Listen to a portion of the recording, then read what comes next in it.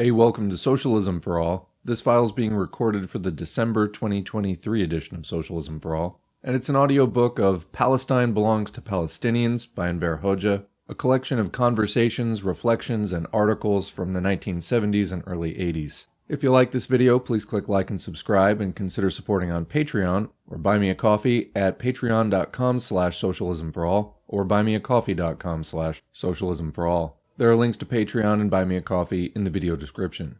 So this piece was published this year by the November 8th publishing house out of Ottawa, and they've included a publisher's note which says Palestine Belongs to the Palestinians is composed of selections from Comrade Enver works in Reflections on the Middle East, Speeches, Conversations, and Articles 1969-70, and Enver Selected Works Volumes 4 through 6. There is a free PDF of this work that I'll link to in the video description if you want to read along, and you'll see that there are over 4 dozen works excerpted here, not necessarily included in full, and I will give the date and title of each one as we go through.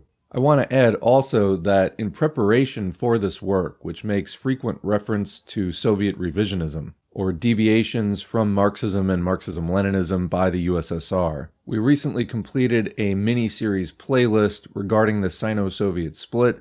This was when, in the late 50s into the early 60s, Maoist China split from the Khrushchevite Soviet Union over a number of issues, both practical and theoretical. Socialist Albania, as headed by Enver went with Maoist China. That is, at least until the late 70s, when China also started liberalizing, or re-allowing capitalism. So you may see some of that in this work as well. We haven't yet completed a mini-series on the Sino-Albanian split, but we do have an audio and discussion of Hoxha's Theory and Practice of the Revolution, which covers this topic, and we will be adding more material as time goes on. So now let's begin with a piece from January 16, 1970, Al-Fatah must not fall into the trap of the Soviets. The struggle of the Arab peoples against Israel has been reduced simply to the partisan war which the Palestinians are waging against the occupiers of their homeland. The others, you might say, are only talking, delivering fiery discourses, holding conferences and meetings at every level, taking and rescinding decisions. But Israel and the United States of America learn what they decide immediately, and thus everything is nipped in the bud.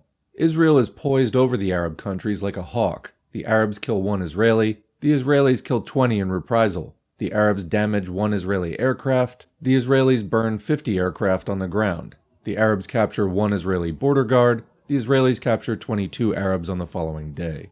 A 7-ton modern Soviet radar locator on the shores of the Suez Canal was dismantled, loaded into helicopters, and taken to Tel Aviv. NASSER has placed himself under the orders of the Soviets, just as the kings and heads of state of Jordan, Saudi Arabia, etc. are under the order of the British and the Americans. Hence, the only ones who are really fighting in the Arab world are the Palestinian partisans. They have become dangerous to all. Therefore, some want to fight and exterminate them, while others want to get them into their clutches. The NASSER group is smiling at them but wants to run them, because by means of them, it wants to show that it is fighting, but it also wants to dominate them because they may upset the opportunist deals which that group is making. The Soviets, who work to extinguish national liberation revolutionary wars, want to get tight control of Al-Fatah and the other Palestinian partisan groupings, and direct them, in the interests of their imperialist policy, as they're doing in Egypt.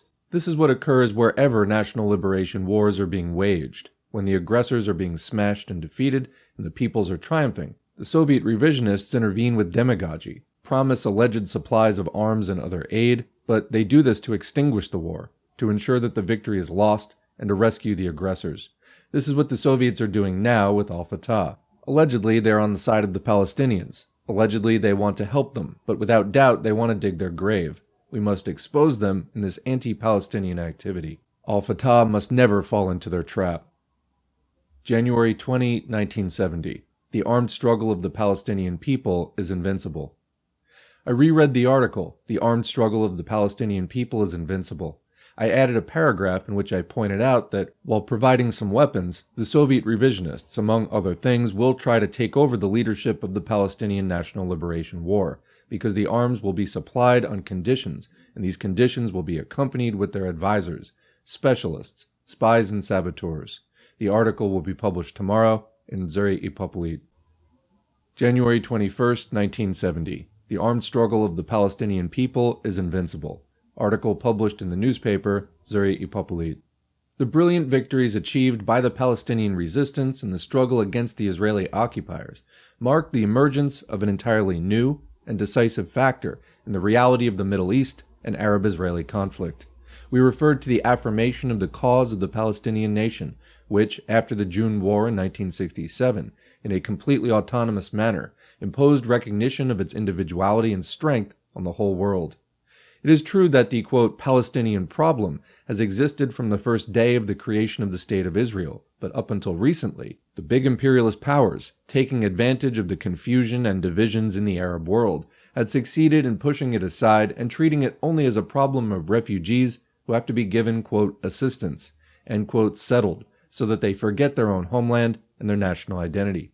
The imperialist powers sought to strengthen the State of Israel at all costs in order to have it as a gendarme to protect their interests in the Middle East and to divide the Arab countries, with the aim of exploiting their difficulties later for colonial penetration and domination in this zone. Innumerable resolutions, drafts, suggestions, and schemes for mediations, etc. have been adopted and undertaken in the name of the United Nations by the great powers which manipulate and lead that organization. But in all these documents and plans, the Palestinian question as a national question, as a major problem of the Middle East, separate from the general Arab-Israeli conflict, is missing. This, quote, oversight can be seen in the notorious UN resolution of November 22, 1967, manipulated by the American imperialists and the Soviet revisionists, which the Palestinian people, quite correctly, have rejected as totally unacceptable. All this shows clearly that the United States of America and the Soviet Union, which are deeply involved in the Middle East conflict and have pretensions to place themselves in the position of the international arbiter, do not want the settlement of the Palestinian national problem, but on the contrary, are doing everything to prevent it. It is not difficult to explain their stand. Both of them want to protect their own imperialist interests in this region, to extend them, and to create favorable conditions for the further intensification of their expansionist and hegemonic plans. Settlement of the Palestinian national question would certainly affect Israel, which the United States of America incites and employs as a tool for the realization of its hostile plans against the Arab countries, and as the main support base for its imperialist penetration in the Middle East, while for the Soviet revisionists it would mean the elimination of the grave and complicated situation created in that zone, which they are exploiting for their hegemonic aims. The calculations of the Brezhnev-Kazygin clique are based on the permanent threat of Israel to the Arab countries, on the hope that that need will drive the Arab countries to turn to Moscow and accept the conditions it dictates. The only thing the two imperialist powers really want to achieve is to extinguish the legitimate anti-imperialist and anti-Zionist struggle of the Arab peoples, especially the national liberation war of the Palestinian people, to maintain the tense situation and to exploit the tragedy of the Arab peoples in order to plunder the natural wealth and utilize the strategic positions of the Middle East. Now, however, the Palestinian people's partisan war has terrified both the American imperialists and the Soviet revisionists. Now they are facing the fact that they can no longer keep silent about it, but neither can they defeat it. Although Israel is armed to the teeth with the most modern means by all international reaction, it is being shaken and defeated more and more each day by the liberation struggle which the valiant Palestinian partisans have launched all over the country. There's no doubt that the crisis which has gripped the State of Israel will become even deeper in the future. The fact is that, despite the efforts that have been made to discredit and suppress it, the Palestinian resistance has steadily mounted and developed, dealing crushing blows to the whole imperialist and revisionist policy in the Middle East, and defeating the maneuvers and intrigues of this policy up to date. The growth of the Palestinian resistance into an organized national liberation war, with a clear program which responds to the national interests of the Palestinian people, and which is closely linked with the anti-imperialist struggle of the Arab peoples, shows that the countries of the Middle East are now fully capable of coping successfully, both with the force of arms of foreign invaders, and with the diplomatic maneuvers of imperialists and revisionists. Nevertheless, it should not be thought that all the dangers which are threatening the Arab peoples, and the Palestinian people in particular, have been eliminated or even reduced. The imperialists and revisionists possess colossal means, and they know how to maneuver and to exploit any uncertainty or wavering. They will never give up their aim of forcing the Arab countries to capitulate, and especially their aim of wiping out the Palestinian armed forces and burying the Palestinian national problem once and for all. The resolutions of the UN and its plans for mediation, which are simply the fruit of the anti-Arab plot of the American and Soviet governments, or the bilateral and four-party talks, which they organized allegedly to achieve a political settlement of the problem of the Middle East, serve these aims.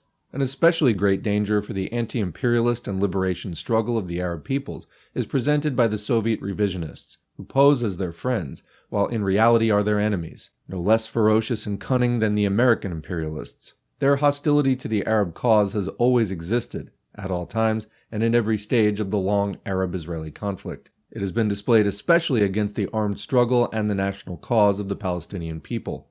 Up until now, the Soviet revisionists have maintained a dead silence about the Palestinian national problem, as though it did not exist at all, as if it were not a constituent part of a major international problem, about which they claim they are greatly worried, because they are allegedly champions of the rights of peoples to self-determination, freedom, and independence.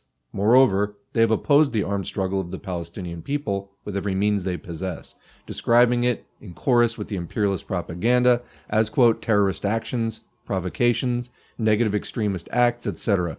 The chiefs of Moscow have tried in particular to create distrust toward the Palestinian resistance in the Arab countries by suggesting that with its fighting actions against Israel, it is allegedly hindering the settlement of the conflict, inciting the Zionists to undertake reprisals, etc. They have been doing the same job as American imperialism, which wants to impose a separate peace with Israel on the individual Arab countries, on condition that they prohibit the activity of the Palestinian partisans in their territories. Now that the armed struggle of the Palestinian people has not been quelled, but has been further extended, becoming a divisive factor in the Middle East, the rulers of the Kremlin have changed their tactics. Recently, a 180-degree turn has been seen in the Soviet revisionist press and the statements of the revisionist leaders. With unprecedented hypocrisy and demagogy, they're claiming that they support the Palestinian armed resistance and are ready to assist it.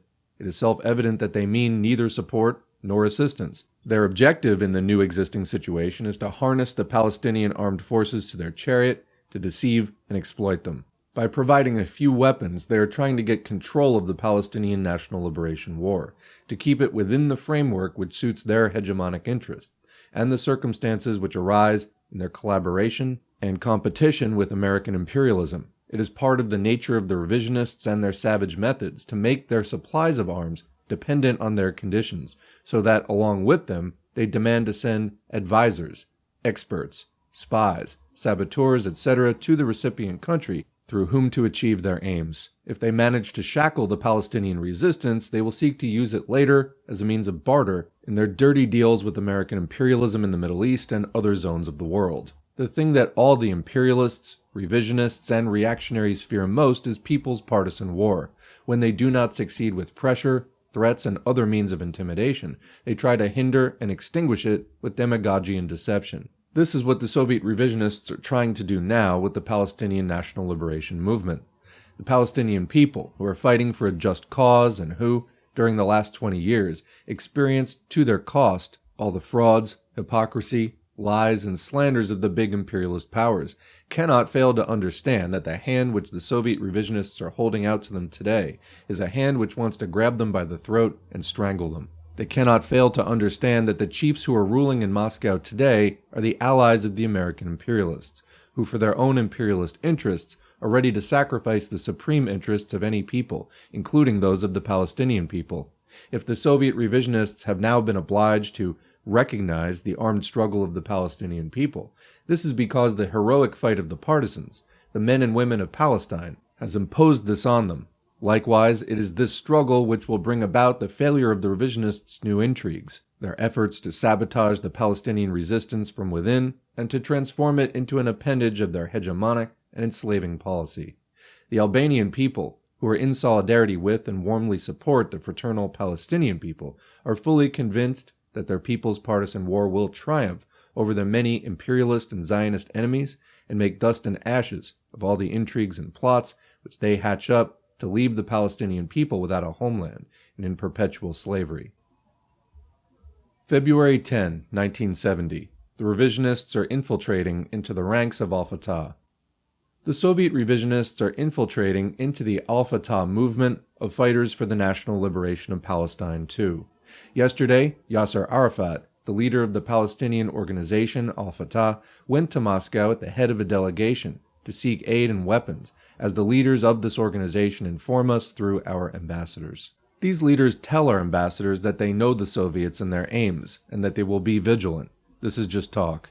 If they begin to make deals with the Soviet revisionists, this is the beginning of the end of the partisan war of the Palestinians. The Soviet revisionists will not fail to supply them with some weapons, but by means of them, they will dominate the Palestinians and lead them toward capitulation, as they're doing with the leaders of those Arab countries which have become pawns in their game. July 28, 1970. Our correct policy on the Middle East must continue. I gave instructions about our stand in connection with the beginning of the compromise between NASSER and the Americans over peace with Israel. Our propaganda work must continue in defense of our earlier theses for the exposure of the Rogers Plan and the Soviet-American plot, and to defend the liberation war of the Palestinian people for their rights. We must portray the conflict between Egypt and the other Arab countries as it is. July 29, 1970. We have sympathy and respect for the Arab people of Palestine. A delegation of Al-Fatah, Movement for the National Liberation of Palestine, is coming to our country these days for an official visit. Yasser Arafat personally asked our embassy in Cairo for permission to send a delegation. We have sympathy and respect for the Arab people of Palestine because they are a brave people who are suffering. At the moment, they are the only Arab people who are fighting all around the borders of Israel, while some Arab leaders, from those of Egypt to those of Lebanon, are merely talking, holding conferences, preparing for compromises, etc. The Palestinians, expelled from their land by the British colonialist government and from the United Nations in favor of Israel, are living in tents, in great hardship, in camps in Jordan, Lebanon, Syria, and elsewhere. The latest Israeli aggression increased the number of Palestinian refugees, so the only road of salvation left to them was that of the partisan war, and they began it, attacking the Israeli aggressors from outside, from Jordan, Syria, and Lebanon, and from inside, in the territory occupied by Israel. Thus, thanks to the struggle of the Palestinians, the Palestinian question has become an important national and international issue, which both the friends and the enemies of the Palestinian people are compelled to bear in mind and cannot fail to take into account.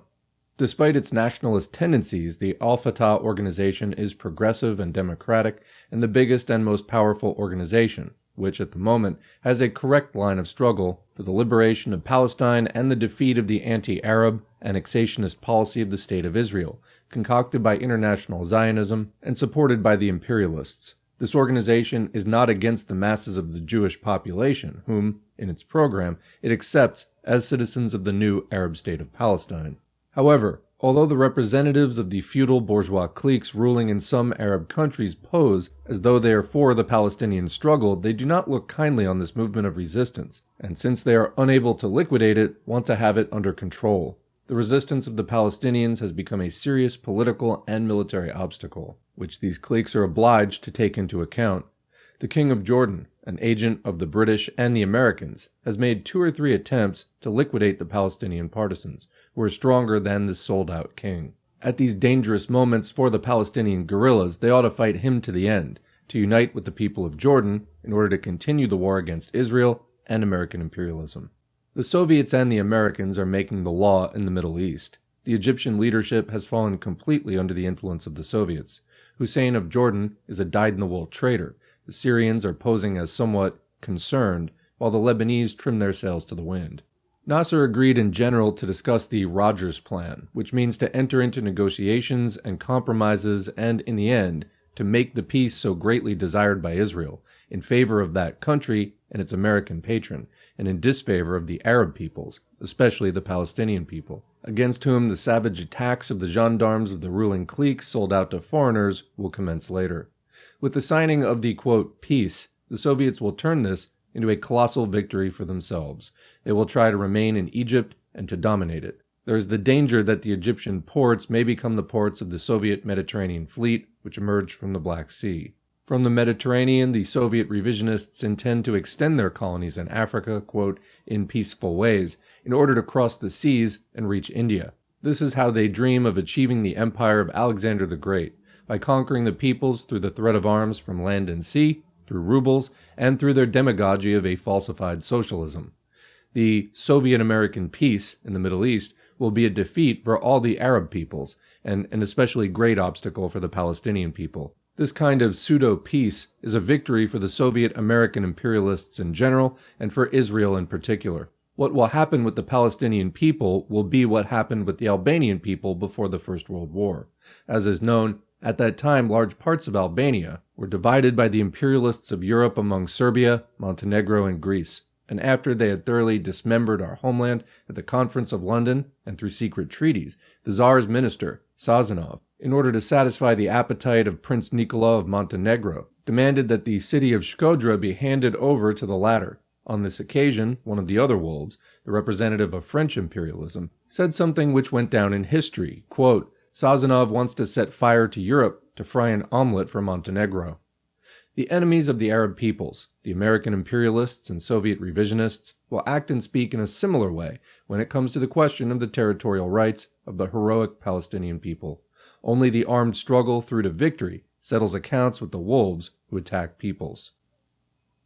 August 3, 1970. Meeting with the Al-Fatah delegation. Today I received the delegation of the Al-Fatah movement for the national liberation of Palestine. Footnote, the delegation was headed by a member of the Supreme Central Committee of the Al-Fatah movement and member of the general leadership of the Al-Asifa forces, Abu Jihad.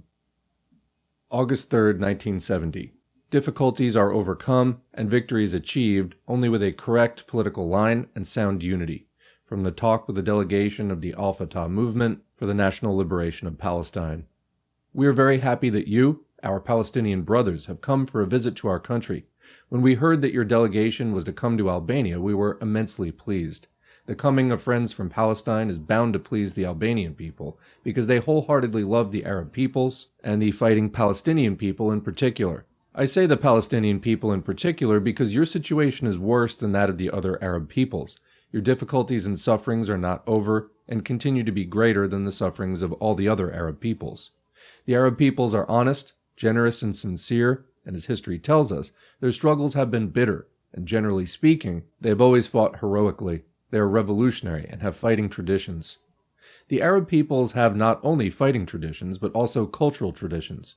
Becoming acquainted with the cultural achievements of other countries in ancient times, they set out on the road of knowledge and progress, and since that time, have made their recognized contribution to the further development of world culture. Through Arab scholars, the world became acquainted with many philosophical, literary, and scientific works of Greek and Roman antiquity, with the ideas of Socrates, Plato, Aristotle, etc., translated into the Arabic language. Great thinkers and philosophers, renowned poets and historians, outstanding doctors and scientists have emerged from the ranks of the Arab peoples. All these great fighting and cultural traditions have been handed down from generation to generation among your peoples. However, there are governments and states which degenerate, just as there are persons who degenerate. You know the history of your peoples better than we do. Therefore, you know that the Arab Empire, which had extended over great domains from the borders of China to Spain, degenerated because the chiefs and the wealthy degenerated, while the people always remained strong. Since that time, many of the Arab peoples have gone through great difficulties, which came about because their lands, regardless of the fact that they mostly belonged to the wealthy, being very fertile, attracted the greed of perfidious enemies who gradually invaded your countries. Thus, over a long period, the imperialists managed to enslave your peoples. However, thanks to the wars they waged, many of the Arab peoples won their freedom, but the difficulties have not ended for them, and especially for you, Palestinian brothers. We understand your difficult situation very well. We are completely with you in spirit. We have followed the struggle of the Palestinian people and will continue to follow and support it with all our might. And we consider that we are fighting shoulder to shoulder with you. We tell you this with the greatest sincerity, without any ulterior motive. We never say anything about our friends behind their backs. You are representatives of the Al-Fatah organization, the political orientation of which we know in general. Although we are Marxist-Leninists, and irrespective of the fact that there are differences in our ideological views, we support the orientations of your organization, because you have made the armed struggle to the end for the liberation of your homeland and the Palestinian people the fundamental task of the program of your movement, and therefore you may rest assured that you will always have the Albanian Marxist-Leninists among your most sincere friends.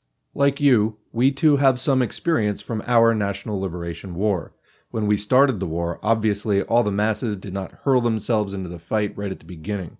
In our country, as everywhere else, in the ranks of the people there were the poor, the middle strata, and also the wealthy.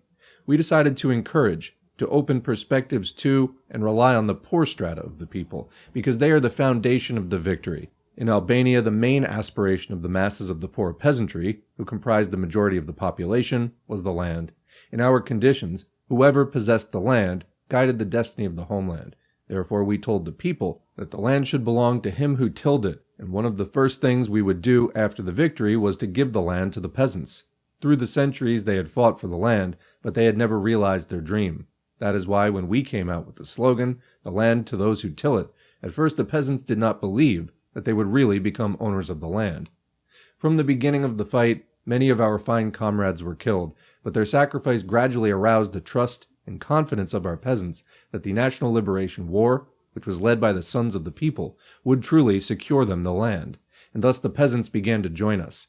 I think that you too are quite correct in making the question of the land one of the main questions in the program of your struggle. Since you have risen and are fighting for the liberation of your homeland, you must fight with unwavering determination to carry this great cause through to the end. In our country, there were also wealthy people and honest nationalists who were against the occupiers. In these circumstances, we had to differentiate among them. Those who had some wealth and were against fascism, we invited to join us. At first, many of them had doubts and did not come close to us immediately, but later, when their sons and daughters joined our ranks, they too were convinced and were won over to us, to the point that the homes of some of them became our bases. So true is this that I myself, the General Secretary of the party, was sometimes sheltered in the homes of these people, although the enemies who had sentenced me to death were searching for me everywhere. Of course, on many problems we could not have the same opinions as those who were wealthy, but some of them, who had patriotic feelings and saw that the Albanian communists were honest people and that their sons and daughters were with us, could not but sympathize with our struggle. We clearly explained the aims of the war to the honest nationalists who came from the wealthy strata of the population. We explained that it was not possible for them either to live with the foreign fascists who had occupied our country and who aimed to enslave Albania more and more, and were in fact doing so. With the patriots, not organized in parties, of the poor and middle strata, of various anti-fascist currents of town and countryside, we created the National Liberation Front. Even nationalists, who were against the communists at first, united with this organization later, after patient work to explain things to them, and the majority of them became fighters and our allies. Some of them were even elected to the leading forums, right up to the Anti-Fascist National Liberation General Council, where they fought and worked in the most honorable way, and after liberation, became defenders and supporters of the agrarian reform and other socio-economic transformations of the country. However, there were also other nationalists who in fact were pseudo-patriots, like a certain Abbas Kupi, who, when it came to acting concretely, would not fight against the occupiers. Then we took a clear-cut stand toward them and told them we could not continue the alliance with them since they were not fighting shoulder to shoulder with the people and with us against the German occupiers. This they did not do and could not have done because in reality they had links with the German Nazis, as we discovered later. We thoroughly exposed every stand of theirs which was not compatible with our line and uncompromising fight against the Italian and German occupiers, until they threw off their disguise and came out against the National Liberation Front, against the people, and openly joined forces with the German occupiers. I do not know whether you have a communist party, but there may be communists working in illegality. Therefore, they must fight shoulder to shoulder with you, because the Al-Fatah organization has a clearly defined program which is permeated by the idea of resolute struggle for the liberation of Palestine, against the Zionist state of Israel, propped up by imperialism. We are not acquainted with them, but we have heard that there are such communists in your country. All of you must strive to build up unity with one another in the fight, must bandage one another's wounds, because only with the unity of all the revolutionary forces, and through the armed struggle, can you emerge from the grave situation of sufferings which others have brought upon you. In a speech of one of your leaders, which I read recently, I saw that the program of your Al-Fatah organization is not against the Israeli people or against the Jewish religion, that you are not racists, but on the contrary are progressive people. However, quite rightly, you cannot permit international Zionism to create in your country a state such as Israel, which oppresses the Palestinian people. The stand you maintain on this question is completely correct. Therefore, we as Marxists agree to it. Otherwise, we would not support you. I've read in some materials that there are Palestinians who have declared that they would destroy the Jews as a people. Such a view is not in any way correct. Your line is correct, and that is why it is finding, and is bound to find, support among progressive forces everywhere.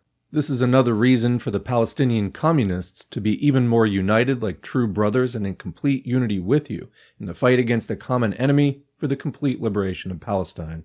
In the liberation struggle against occupiers, both the Marxist-Leninists and the honest nationalists, all the staunch fighters for the liberation of the homeland, must be clear on who their friends are and who their enemies that must be fought are. In order to fight the enemy successfully, unity must be created, first of all among the fighters themselves, then between them and the masses of the people for whom they are fighting. And the masses, too, must know the reason for the fight so that they can judge whether or not the struggle which is being carried out should be supported. If the people judge the aims of the war and evaluate them, then the fighters will become invincible.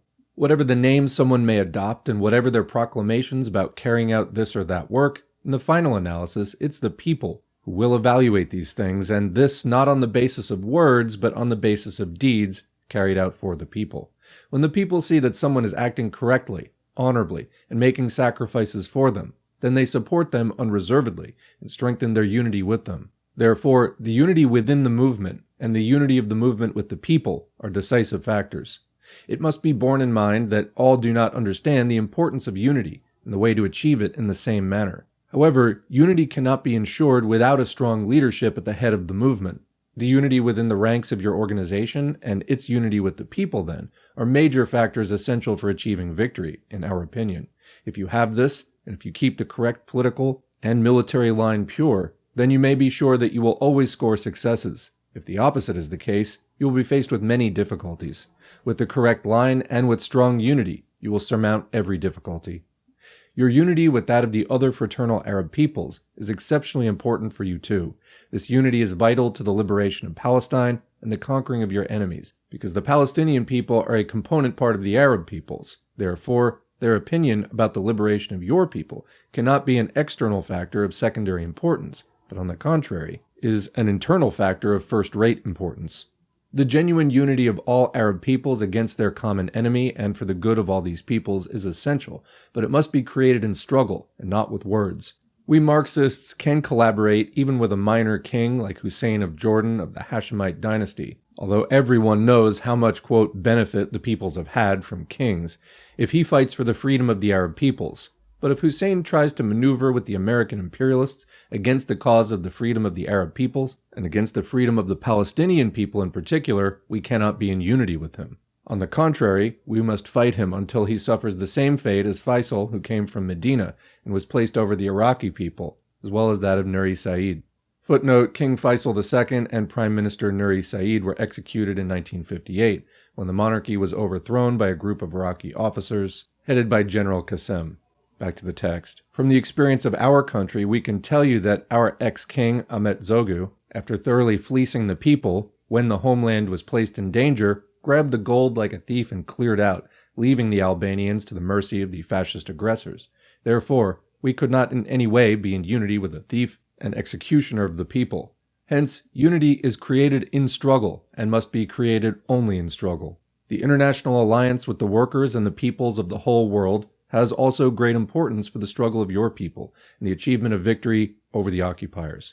On this question, it's essential that your people utilize every possibility to know well who their friends are and who their enemies abroad are. I say this because the situation in the world is now very complicated. All the peoples need to know their friends well, so that by linking themselves closely with their friends, they can cope successfully with every difficulty and trap which the enemies might prepare. However, before you can know who your true friend is, you must act according to the wise saying of the people, measure 7 times before you cut.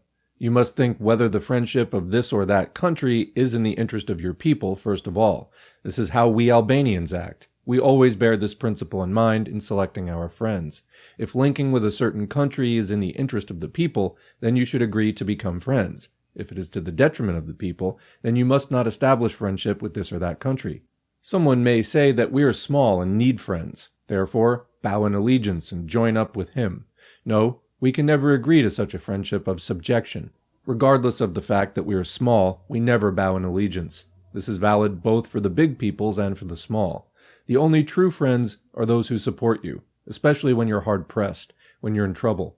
Our people have a wise saying, you know your good friends in difficult days.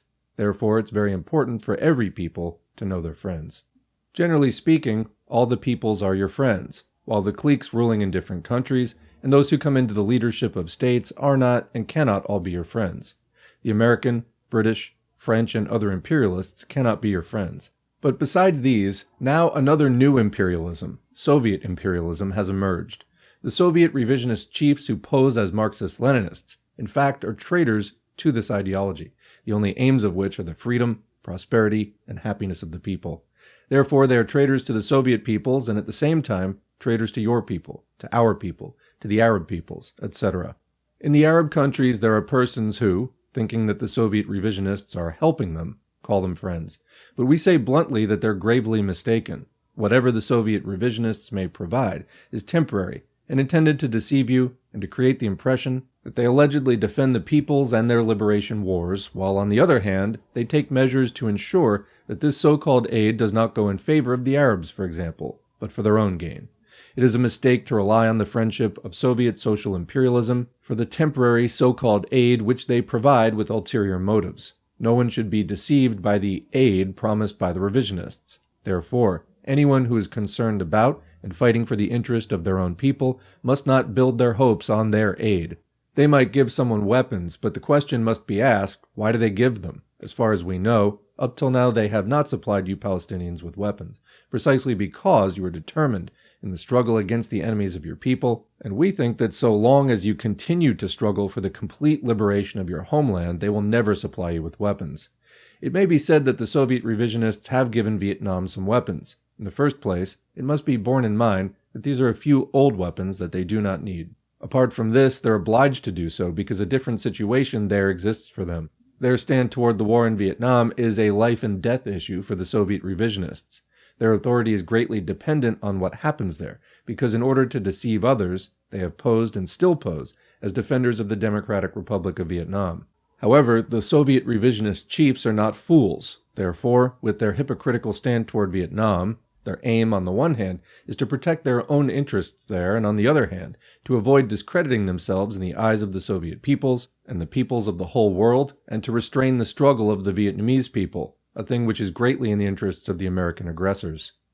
The Soviet revisionists have also supplied some weapons to Egypt, but these they administer themselves. They have them in their own hands. Thus, nothing can be done with them against the Israeli occupiers. The aim of the Soviet revisionists, who pose as friends of the Arabs, is to get control of the ports of the Arab states in order to ensure through them freedom of movement in the Mediterranean Sea. In our country, too, their objective was to get control of the port of Lora, and precisely there they clung to us like burrs, but we encircled all their submarines with guns until in the end they were obliged to withdraw. We must be realistic. In the Middle East, where they've got a foothold and are strengthening their positions, the Soviet revisionists now want peace and quiet to avoid trouble for themselves, and not because they're concerned about genuine peace for the peoples of that zone. The emergence of the Soviet revisionists' fleet in the Mediterranean will create many difficulties. Now they will try to build naval and air bases so that they can concentrate their fleet in this zone. It is clear to us that the Soviet revisionists have their fleet in the Mediterranean basin not to defend the peoples, but for their own imperialist aims. We Albanians are convinced of this from our own experience. Thinking that we were small and that they would crush us, they tried to stab us in the back, but they did not attain their objective because we aimed the rifle at them, and they are afraid of this. The Soviet revisionists call us sectarian because we always tell the truth and don't tag along in their wake. The revisionists, who pose as communists but are not communists, do not have good intentions toward us Albanians. It does not worry us what names enemies call us. All revolutionaries, even those who are not Marxists, understand our correct principled stands and the truth about us. Therefore, they honor us, while the revisionists deride us. This is an honor to us. When the enemy does not praise you, this means you're on the right road. The Soviets are very much afraid of the Palestinians too, because they are determined fighters, and therefore, while maintaining your usual modesty, you must put your trust in the strength of your people, in the strength of the rifle and the people's resistance. You must never surrender your rifles, and despite all the difficulties which may be created for you, must never become discouraged.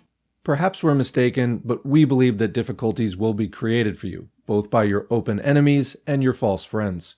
The Palestinian refugees have been dispersed over the territories of fraternal Arab countries and are still living as refugees without a homeland. From what I have read, the uncle of King Hussein was ready to wipe you out in Jordan if you had not taken up arms. You said stop also to Karame of Lebanon and his associates, who are maintained by the banks of American and British imperialism. All these enemies of your people and of the Arab peoples in general are ready to rise against you and crush you. Therefore, as I said, you must never surrender your weapons, because they have saved you. They're the only means which will save you in the future also. We think that the Rogers Plan is the result of a great betrayal on the part of the Soviet revisionists. They have reached agreement with the American imperialists to settle the problem of the Middle East between themselves, with the aim of strengthening their dominant military and economic positions there, and also of suppressing the will of the Arab revolutionaries, who without doubt are the most revolutionary elements in that zone, and therefore the enemies are striving to suppress any revolutionary center or element there. Now the Soviet revisionists have come into the Mediterranean. They have become, quote, friends with a number of Arab countries, including Libya, from which, in fact, they are trying to seize ports. While such a situation in this region constitutes an advantage for Soviet social imperialism, it is to the detriment of the American and British imperialists, who saw clearly that in these conditions they could not come out with a plan for the subjugation of the Middle East without reaching an agreement with the Soviet revisionists, and in order to achieve the same they were obliged to make concessions to those who posed as Marxists. These concessions are made by the Western imperialists in favor of the Soviet Union because it is no longer a Marxist-Leninist country. This means that in fact the new rulers of the Kremlin do not want the genuine freedom of the Egyptian people or the Jordanian or Palestinian peoples, although through their propaganda they still spread lies alleging that the Soviet Union is still a communist country and a champion of the freedom of the peoples. The Rogers Plan is to the detriment of the Arab peoples, and especially the Palestinian people. It is in favor of American and Soviet imperialism, and in particular, in the interests of Israeli Zionism. Without doubt, efforts will be made by the enemies of the Arab peoples to achieve this compromise, but the Rogers Plan is bound to run into many obstacles and difficulties, the biggest of which will be the fight of the Palestinians, your fight, which has been of appreciable help to the Arab peoples and has given their reputation a great boost. We were very pleased with the stand of Boumediene against the Rogers Plan when he declared publicly that Algeria was for the liberation of all the Arab territory occupied by the Israelis, and in favor of the Palestinian People's War. This is a correct stand. We were pleased with the stand of Syria and Iraq too. We also listened attentively to Mr. Nasser's speech, but when he spoke about restoring the Palestinians' rights, he gave us the impression that he was not so categorical in what he said. Perhaps we did not understand him well, but we think that there are rights and rights. Therefore, everything has to be defined clearly, without equivocation, and it must be clearly understandable to all what rights, concretely, must be restored to the Palestinians. We Albanians have our bitter experience in this direction. There are many similar events in the history of our people. The Albanian people were among the first fighters to resist the Turkish Empire.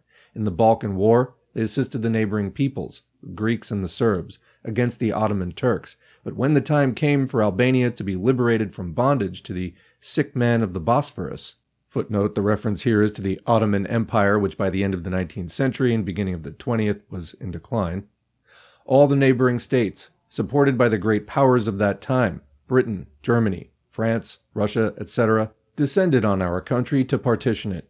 At the ambassadors' conference held in London in 1913, when the borders of Albania were laid down, the Serbs seized from us Kosovo, a big and very fertile piece of our territory, which they still have under their domination to this day.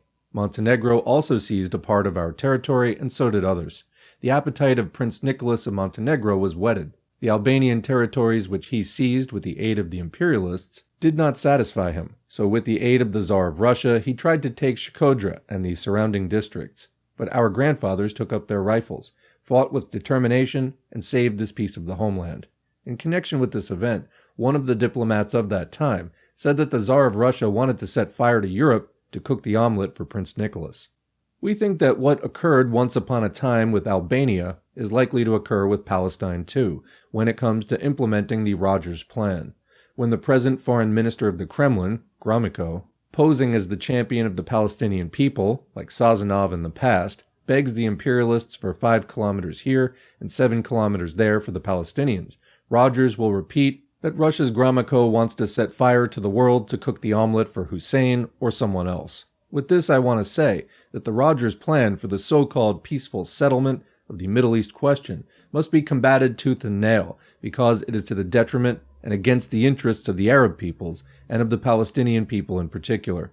We love the small, long-suffering, and valiant Palestinian people because they are our brothers, and we are convinced that their cause is just and will triumph. Although we too are a small people, we shall raise our voice loudly in defense of the cause of the Palestinian people and against the Rogers Plan, which is very dangerous and in the interests of no one but the two big imperialist powers. In our opinion, the decisive thing for the future freedom of your people is that you continue your just road and struggle. Therefore, strengthen your unity as much as you can, because, in order to deceive you and to hinder you on your course, there will be no lack of all sorts of arrows, including allegedly theoretical ones of every kind directed at you, especially by the Soviet revisionists who, while swearing black and blue that they are for the liberation of the peoples, that they are Leninists, etc., will try to persuade you to do as they say. In the first phase, to induce you to stop the war, to sign the agreement with the enemies, leaving you with the hope that they will examine the question of the Palestinian people in the future. But their first phase will have the aim of consolidating the positions of the State of Israel, which will make your position much worse later. We tell you openly that we would consider the signing of such a compromise, as the Soviet revisionists aim to achieve, very regrettable, because it would make the solution of your great question more difficult. It envisages the recognition of the State of Israel, for which the cliques of Ben-Gurion, Golda Meir, the pirate Moshe Dayan, and others have been fighting the Arab peoples since 1948 and even earlier. Now efforts are being made to have this question signed and legalized through the United Nations. The American and Soviet imperialists are pledged to this and are making efforts to achieve it, while the Palestinian people are still living in tents and receiving from the United Nations a handout of 500 grams of sugar and 300 grams of oil a month, one blanket every 3 years, and must live under the, quote, care of one doctor for every 10,000 persons, etc. The Palestinians who show themselves ready to become supporters of this compromise, who make some speech against the interests of their own people, will be sent for a holiday to the United States of America and might be even given a beautiful villa in Lebanon or another country as a reward. The Soviet revisionists also will eulogize anybody who supports their policy, will praise him as a good, intelligent, capable person, give him a villa and a motor car in Moscow, send him for a holiday to Yalta, etc. This is what they did with Larbi Bahali, who lived far removed from the Algerian people in the struggle they waged. Therefore, the Algerian people did very well that they shut him out. We too have gone through these phases with the Khrushchevite revisionists, but we put them in their place. Therefore, the people supported us. If you are not linked with the people, and if you base yourselves on the enemies, it's all over with you. You're finished. Those who hide themselves from the people cannot be communists. When the situation demands it, there are moments when the communists must remain in hiding, but when the situation changes, this clandestinity comes to an end. In any case, and whatever the conditions of the struggle, the communists must always be linked and march with the people. We are confident that things will not go smoothly in the Middle East, either for the Soviet revisionists or for the American imperialists. First of all, because you Palestinians, as courageous, resolute, and intelligent people, will not tolerate living forever with your belongings on your backs. Undoubtedly, you will encounter difficulties in your struggle, because King Hussein, like his uncle with his British advisor Lawrence, will continue to hatch intrigues on the urging of the imperialists and revisionists. Nevertheless, your cause will triumph. No one can crush the will of your people who are fighting. We judge you from the stands you maintain and the activity you carry out. The activity of your leadership, following the blow Hussein and his clique wanted to strike you, seems to us correct. We have heard that Hussein was surrounded by the Al-Fatah troops, but this organization adopted a cautious stand with which it calmed the situation and demanded that Hussein remove his prime minister and commander-in-chief.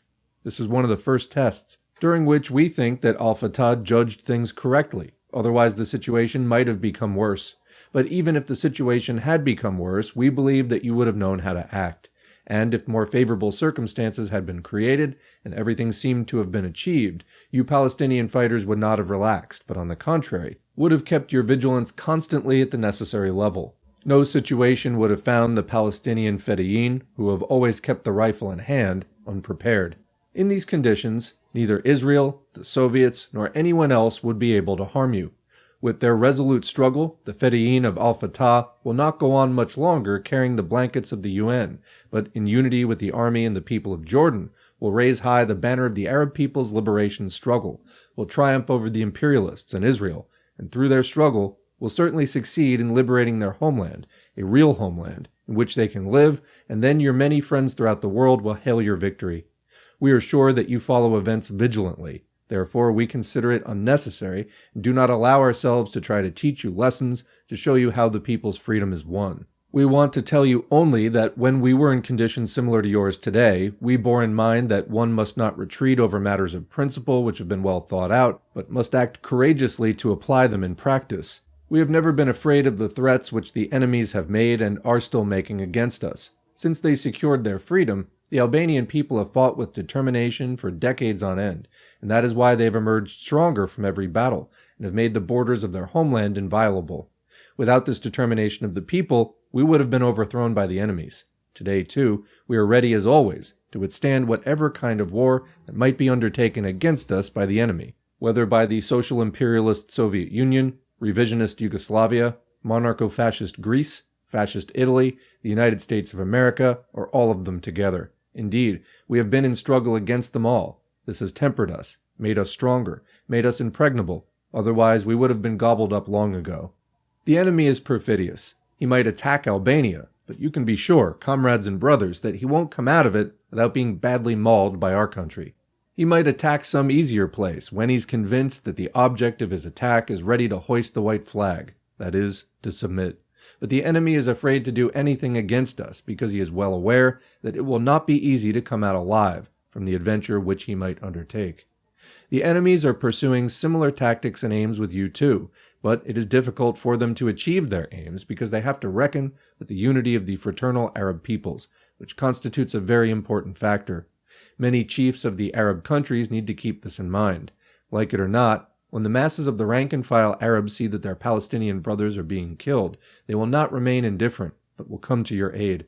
In this case, they will ask the question, why are our Palestinian brothers being killed, fighting the Israelis, the Soviets, or the Americans? And undoubtedly they will arrive at the correct conclusion that the foreign enemies have robbed them of their homeland, their freedom, their products, and all their other wealth, are insulting them, violating their rights, etc., etc. Then Arab opinion will certainly build up powerfully and say, what are we doing? Why don't we all rise and struggle against the common enemy? 1 million or so Albanians in Yugoslavia suffer similar treatment, although they're on their own land. Whether Tito likes it or not, the Albanians who live in their free homeland cannot fail to think about their brothers in Kosovo, Montenegro, and Macedonia, whom the injustice of the past has left outside the Albanian state borders, cannot fail to raise their voice in support of the efforts which the Albanians in Yugoslavia make to retain the purity of their Albanian language, to have an overwhelming majority of Albanians in the organs of power, not Serbs and others, to put an end to the savage persecution by Serb chauvinists, etc., to stop the emigration of Albanians from their national territory, and many other problems of this nature. For our part, we have never remained indifferent to the events concocted in Yugoslavia to the detriment of our brothers of Kosovo. On the contrary, we have exposed them continually in the eyes of Albanian and world opinion, to the point that now, at last, Tito has been obliged to grant some rights to the people of Kosovo, who have never lost their national sentiments and never will do so. Let him try to refuse to give the Albanians who live in Yugoslavia their due rights. This will be so much the worse for the Titoite regime, and we, for our part, from Free Socialist Albania, will never be silent about this as long as these rights are denied our brothers on the other side of our state border. Perhaps I've spoken too long, but this is because we do not often have the chance to meet you. Then taking the floor, the leader of the Palestinian delegation, among other things, said, "These things we heard from you we consider very valuable and profound lessons, which are the result of a great and lengthy experience. On this occasion, please allow me to convey greetings on behalf of the Central Committee of the Al-Fatah and Al-Asifa movement of Palestine to the Albanian comrades. The Palestinian people have always followed the struggle of the Albanian people, under your far-sighted leadership, with sympathy. Therefore, we consider this talk with you a great school, which will greatly assist our organization and leadership. During our visit to your country, we have found your people to be sincere friends, who nurture sympathy for our people and support our struggle unreservedly. We have seen in Albania that your wise leadership has made it possible for the Albanian people to understand correctly and support the struggle which we are waging. We are convinced that your support for the struggle of the Palestinian people is great, and when we return home we shall make known to our comrades everything we have seen and learned from you, although even without having come to Albania, our comrades were aware of the love which your people nurture for our people. But from now on, they will regard your support as a tangible truth. We are convinced that your support will be continuous. For our part, we give you our word, the word of a comrade and a fighter, that as long as we are alive, we will never give up the armed struggle. At this very moving moment, Comrade Enver Hoxha rose to his feet, embraced the leader of the delegation, and shook hands warmly with the other Palestinian friends present. You are absolutely right, continued Comrade Enver Hoxha. This is the only road to people's liberation, comrades and brothers, especially for the heroic and fraternal Palestinian people. We are confident that your people will liberate themselves. Therefore, in the name of the party and the Albanian people, I assure you once again that in Albania you have, and will have, an unwavering, loyal ally and friend in both good and difficult days. We shall always assist the fraternal Palestinian people wholeheartedly. You are right when you say that the struggle your people are waging is difficult, but the important thing is that the line of your struggle is correct, that it is based on the aspirations of your people for the liberation of their homeland, and therefore it will certainly be crowned with success. The struggle you are waging is a revolutionary one. We believe that through this struggle you are laying the solid foundations for the triumph and future of the Palestinian people. Like you, following in the footsteps of your grandparents and parents in their wars to achieve the permanent liberation of the Palestinian people, we too waged a war, which was the continuation of the struggle of the Albanian people through the centuries, of their ceaseless uprisings, of the efforts of Albanian patriots and progressive individuals who were not communists, but who loved their people wholeheartedly, and therefore were linked closely with them, and nurtured a profound hatred for the occupier. The past generations left us all their great fighting experience, and the glorious traditions of their strivings, as a heritage, so that we would carry on the fight until victory. Now, our task is to consolidate the victories achieved, because the dangers have not disappeared for us either, and regardless of the fact that we have won our freedom, the dangers are still great. Through its struggle, Albania, where the people are in power, has now won great respect in the world, whereas in the past it was totally ignored. Nevertheless, it is still threatened by the imperialists, the Soviet social imperialists, and their minions. However, we never forget that we are not isolated. Therefore, we closely link the struggle and victories of our people with the struggle and efforts of all the other fraternal peoples who are fighting for the same objectives, among whom are the Vietnamese people, the African peoples, the Arab peoples, and especially the Palestinian people. We are fully convinced that the final victory will be achieved, but we also know that while we are fighting, along with victories, there will also be temporary defeats, which cannot genuine revolutionaries yield. The exploiters still ruling in the world, wherever they are nothing but a few cliques which will be buried by the people's liberation wars. We consider every struggle, which has as its aim the liberation of any people, to be our struggle, and likewise we consider each of their victories and defeats to be ours. When we see that the Arab peoples are fighting, here in Albania we feel ourselves strong. Likewise, when the Soviet revisionists, the American imperialists, or other enemies try to quell the struggle of the Arab peoples, we feel that the danger to Albania is increased too. Therefore, the duty of genuine revolutionaries is to open the eyes of the masses in Europe and everywhere else, so that they never fall asleep into the beguiling lethargy of false peace, false coexistence, and false disarmament concocted by the two great powers in order to quell the people's revolutions and national liberation wars, which are a serious threat to them, and that is why they make every effort to extinguish them. The allies of national liberation wars and the main supporters of revolutions and national liberation wars are the socialist countries in the first place. For all the reasons I stated above, socialist Albania, to the extent of its possibilities, basing itself unwaveringly on Marxism-Leninism, is with all the genuine revolutionaries and the peoples who are fighting imperialism and revisionism. Misusing the name of Lenin, the revisionists have done great damage to the national liberation movements with their anti-Leninist theories. They are carrying out their undermining work through parties called communist, which have degenerated into parties betraying the cause of the peoples. There is a party called Communist in Jordan. I say this because we know the Jordanian, quote, communists thoroughly, and the secretary of that party, NASSER, who goes back and forth to Moscow all the time. In 1960, when Nikita Khrushchev began his attack on us, because we pointed out all the things he had done against Albania and the People's National Liberation Wars, Massar abused us. Give the Palestinian comrades the speech delivered by the delegation of the Party of Labor of Albania at the meeting of 81 communist and workers' parties in Moscow in 1960 if they want it. Comment that is titled Reject the Revisionist Theses of the 20th Congress of the Communist Party of the Soviet Union, delivered in 1960 by Hoxha. We have that on the channel. Continuing, I think that this, quote, communist is urged by the Soviet revisionists to sabotage your people's struggle.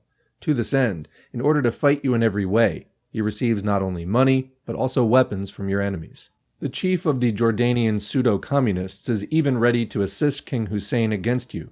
Apart from this, when he sees that you're resisting, with the encouragement of the Soviets, he will even try to create Fedayeen groups, which, for purposes of deception, will spread propaganda that they are allegedly fighting for the liberation of Palestine, but which in reality will try to undermine your struggle.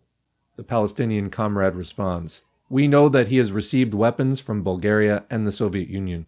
He openly defends the monarchic system ruling in Jordan, and the decisions of his party are to the liking of the existing regime there. Massar has created an organization with the name Partisan, and fights against all our organizations on account of the peace plan concocted by the enemies. Hoxha replies, you see how they operate? Under the call of Lenin, let us fight together with the Husseins. Our party teaches that we must always be severe with the enemies, but just and sincere with our friends. Comrades and brothers, as you yourselves have said, this is the first contact between us. In the future, we shall have other, more frequent contacts. At present, the situation is difficult for you, but the time will come when a better situation will be created for Palestine. I stress once again, dear friends, that Albania, with what small possibilities it has, will spare nothing to support the struggle of the fraternal Palestinian people. On behalf of the party and the people, I wish you further successes, and that you carry the course of the struggle you have begun through to the end, because this is the only way to salvation, the way to liberation. There is no other way. When there are no more imperialists and modern revisionists, then genuine peace and real respect for small peoples such as yours will be established throughout the world. Let us drink this toast to your health and the health of the fraternal Palestinian people. September 21st, 1970. A major plot against the Palestinian people and the revolution of the other Arab peoples. Events in the Near East are occurring and developing just as I outlined in my discussion with the Al-Fatah delegation that I met in Vlora. King Hussein of Jordan, an agent of the Anglo-Americans, is preparing the coup and attacking the Palestinian partisans. He is known as a tool of the British. His grandfather Abdullah, his father Talal, his brothers and relatives were brought by the British colonialists, through Lawrence and Allenby, from the desert tribes of the Arabian Peninsula and placed at the head of Arab kingdoms to hold as their estates. It is clear that the Soviets and Hussein have agreed that the war with Israel had to be stopped, agreed with the Americans and the Rogers Plan that the resistance of the Palestinians had to be placed under control and suppressed. Hussein, the Soviets, and their Arab friends undertook the suppression of the Palestinians. The prisons and concentration camps were filled with Palestinians. Several times Hussein tried to disarm them, but in vain. The Soviets exerted powerful pressure on them, and on the Algerians, Syrians, and Iraqis. Then the provocation of the hijacking of a number of aircraft was hatched up. This was a provocation arranged by the CIA and the Anglo-American Secret Agency to provide a trump card so that their agent Hussein could attack the Palestinians. And he attacked the forces of the Palestinian resistance in Amman and wherever they were concentrated in Jordan. He unleashed his tanks on the Palestinians. The United States of America moved its 6th Fleet toward the Syrian coast and is threatening armed intervention in defense of King Hussein if the Syrians continue to assist their Palestinian brothers who are defending themselves. The international gendarme also appealed to its acolyte, the firemen of the Kremlin, to quell the resistance of the Palestinians and stop the Syrians from giving them aid. The Soviet revisionists issued repeated communiques in this direction, leaving no doubt that they support King Hussein, his reactionary clique, and the Rogers Plan. Clearly, this is a major plot. The question is that the Palestinians must not lay down their arms, but must continue the fight on two fronts. On the internal front, against armed Arab reaction, and on the external front, against the sworn enemies of the Arab peoples, the American imperialists, the Soviet social imperialists, Israeli Zionists, and so on. The question is also whether Syria, Iraq, and Algeria will stand to the end in defense of the common Arab cause, or will retreat. If they're going to stand, the consciousness of the Arab peoples will develop toward the revolution, whereas if they're going to retreat, to be split, then the movement and the revolution of the Arab peoples, and especially the Palestinian resistance, will suffer a grave blow. I discussed with the comrades at the Foreign Ministry that in the speech of our representative at the UN, we must bring out these ideas and ardently defend the Arab and Palestinian cause and expose the plot of the Americans, the Soviets, and Arab reaction. September 30, 1970. The death of Nasser and its consequences in the Middle East. On September 28, Radio Cairo announced the death of President Gamal Abdel Nasser from a heart attack. Gamal Abdel Nasser was an important personality of the bourgeoisie. He gained popularity through the liquidation of the Farouk monarchy and of British colonialism in Egypt and the Suez Canal. Nasser was an Egyptian nationalist who acted to incite Arab nationalism and establish himself as the leader of the Egyptian people. He suffered defeat in his attempts to bring about the unification of Egypt with Syria. His internal policy weighed heavy on the people, to whom it brought no economic advantage. On the contrary, the Egyptian bourgeoisie made the country still more poverty-stricken by plunging it heavily into debt to the various imperialists. The defeat of the Egyptian army by Israel in the last war lowered Nasser's prestige. During this period, however, Nasser knew how to maneuver between the Americans and the Soviets, and to enhance his own authority among the colorless and unstable leaderships of the other Arab countries. The defeat in the war with Israel threw him into the lap of the Soviets. When he died, he was their man overall, but under cover, he had maneuvered with the aim that, at the opportune moment, he could give them the slip. Some Arab leaders have waged the liberation war, are more revolutionary than Nasser, but whether or not they will impose themselves on the Arab world and inspire the Arab masses in the fight against imperialism, this we must wait and see. What they do, their struggle, their stands will indicate this. The Palestinians are in a difficult position, not because Nasser defended their cause, although he was obliged to take account of them if only to avoid being utterly unmasked. Now, with the death of Nasser, it is self-evident that the position of Israel is strengthened, while the position of the Arabs, and especially the Palestinians, is weakened. At this grave juncture, the only thing that could work a sudden miracle is the popular uprising in the Arab countries and the unwavering militant resistance of the Palestinians, Syrians, and Algerians first of all, and the other peoples following their example. October 1st, 1970. World reaction is working for the liquidation of the Palestinian movement. The barbarous attack of the Little King and agent of imperialism, Hussein of Jordan, was undoubtedly organized by the CIA and Israel. The Soviet agency had certainly been informed about it.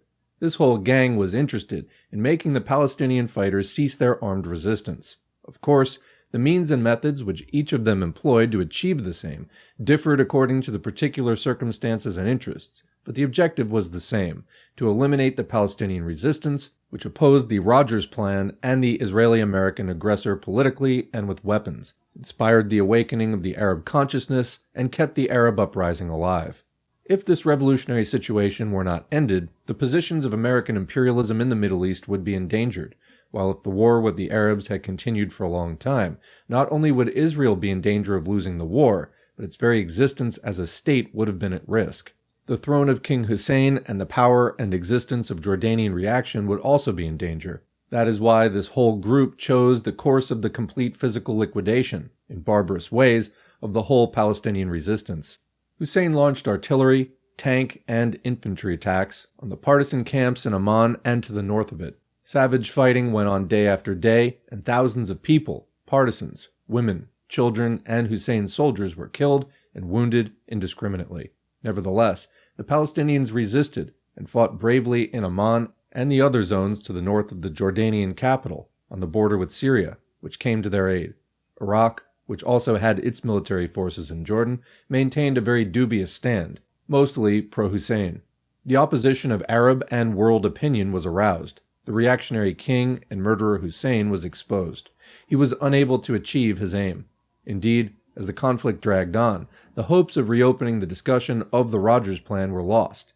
The ceasefire was in danger of collapsing and the war recommencing, and Hussein's throne was in jeopardy. The United States of America exerted blackmail, threatening armed intervention in aid to Hussein. This terrified the Soviets, who were in favor of the complete disarming and subjugation of the Palestinians, but knowing that this would not be achieved, They silently approved Hussein's action, as was proved subsequently. Meanwhile, Nasser wanted to have the Palestinians under his command as a means of active blackmail against Israel and a means of bargaining with the Americans. The total liquidation of the Palestinians by Hussein would also have been harmful to Nasser's personal prestige in the Arab world. All these things, and first of all the failure of the CIA-Hussein plot, along with the American blackmail about intervention, compelled the Soviets and Nasser to exert pressure on the Palestinians, Hussein, and the Syrians to stop the fighting in Jordan and hold the Cairo meeting at which the ceasefire was signed between the Fedayeen of Al-Fatah and Hussein. The Soviets threatened Syria and compelled it to stop its armed intervention in favor of Al-Fatah, an intervention which the Syrians did not publicly acknowledge as true or untrue. Nasser replied to the Syrians that in case of an intervention of the Americans in Jordan, he would not involve himself in the complications that might arise. It is clear that the Arab national bourgeoisie is wavering and ready for compromise. Arab reaction, strongly supported by the Soviets and Americans, is reacting strongly, but the Arab revolutionary movement has not laid down its arms. The living proof of this is that the Palestinians are fighting, resisting, and are in the vanguard of the struggle. The ceasefire agreement with Hussein was concluded at a difficult moment for them, but it seems they are not going to observe it. In fact, they are continuing their attacks on Israel. They are carrying on their fight. Of course, this will exacerbate the conflicts with Arab reaction, and clashes with it are inevitable.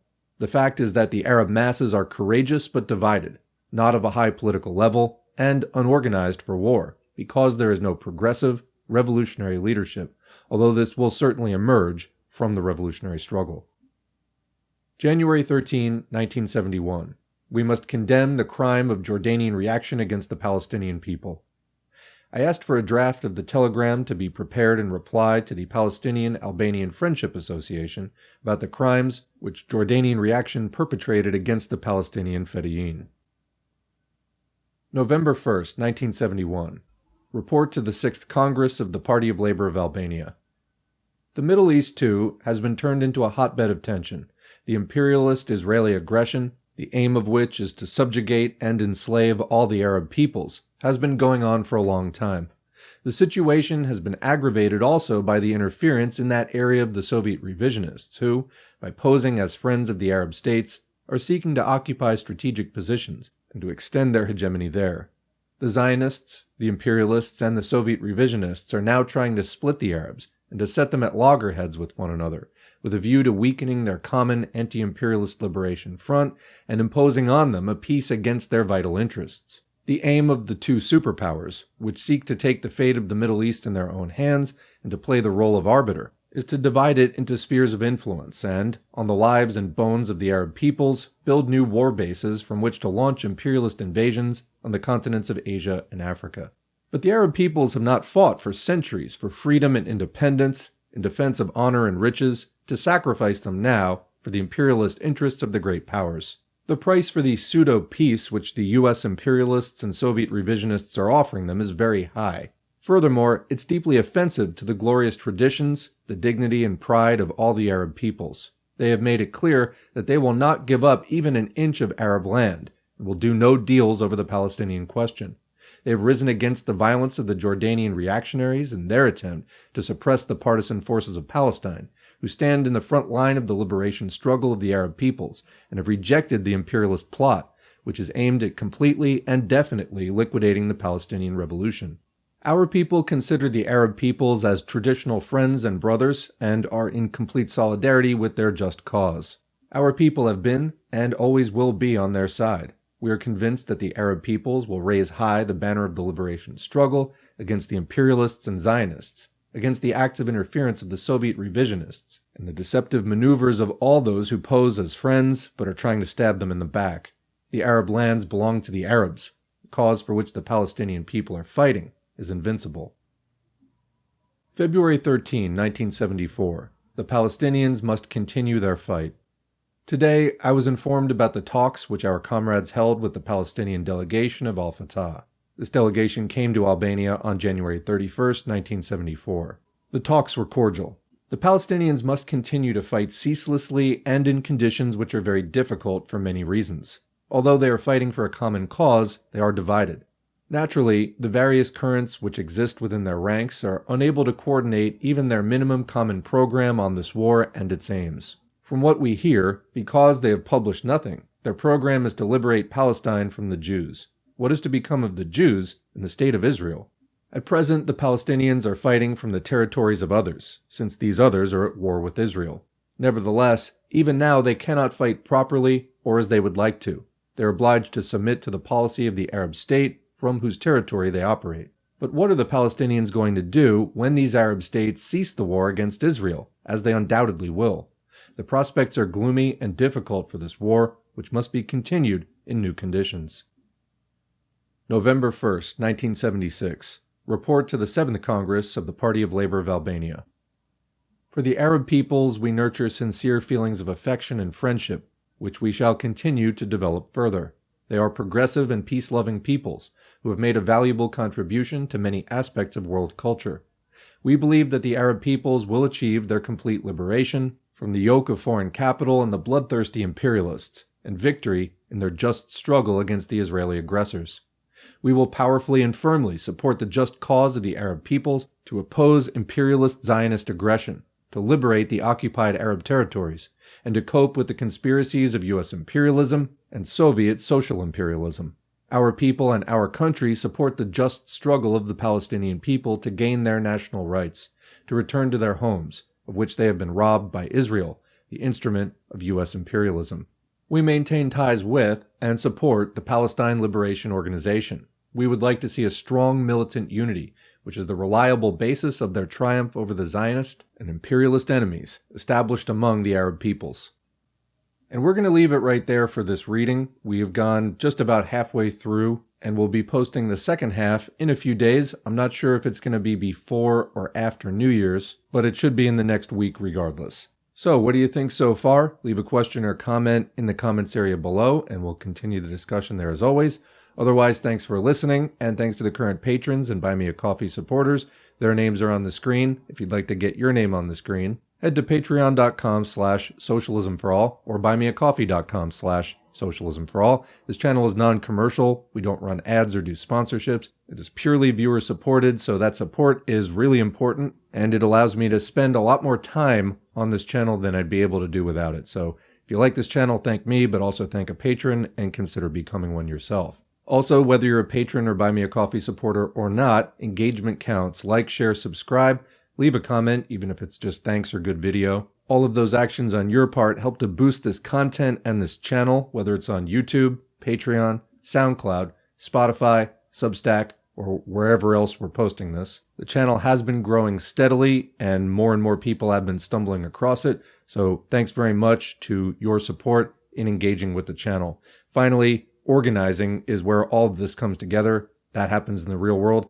So get in touch with your local left, whether it's in your city, or if you're in a more rural area, you might have to connect on more of a regional, statewide, or even national basis. But see what's going on, where class struggle is being waged in your area, get involved, network with people, help to push the struggle forward, and increase class consciousness by participating in actions in your area. All right, thanks again. We'll see you in the next video.